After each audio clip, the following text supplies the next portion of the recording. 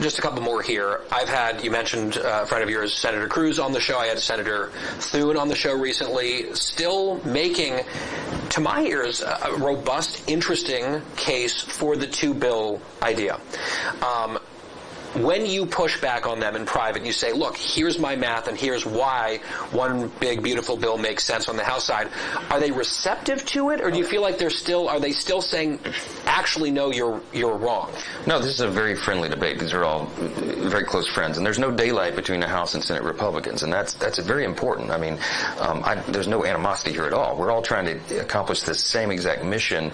They just see it from different lenses in the Senate that we do in the House. And when I lay out all the complexities, Ted, Lindsey, and John, none of them can refute that. They just go, oh, yeah, that's tough. Yeah, I know. Thanks a lot. Welcome to my life. So, look, I think what happens, they passed their resolution last week, and whatever they're calling that, that's a plan B, that's fine. But I said you have to allow the House to lead on this by necessity. We need to. We have to. I have the more complicated equation to solve. Here's another thing, too, that everybody needs to remember, and this will mean something to the folks in this room.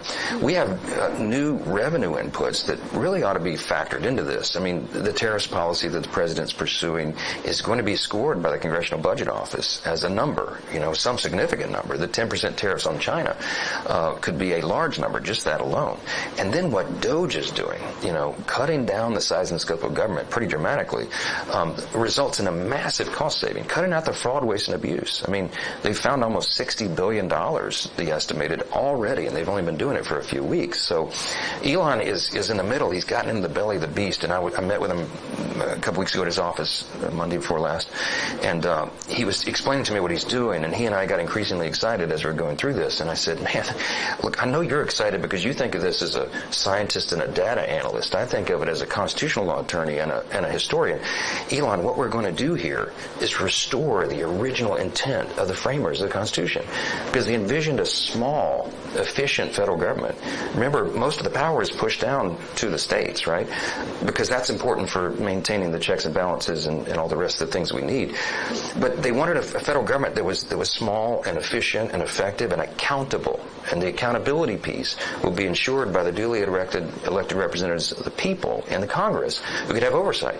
The problem is, for decades, as we know, we haven't been able to do that job well. Because even though we've requested the data and requested the insight, it was hidden.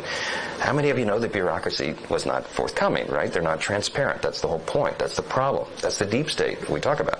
So they were hiding from Congress. We didn't know that USAID was funding drag shows in Peru or whatever, transgender operas in Colombia or whatever, I mean, it's madness. But Elon has cracked the code. He is now inside the agencies. He's created these algorithms that are constantly crawling through the data, and as he told me in his office, the data doesn't lie.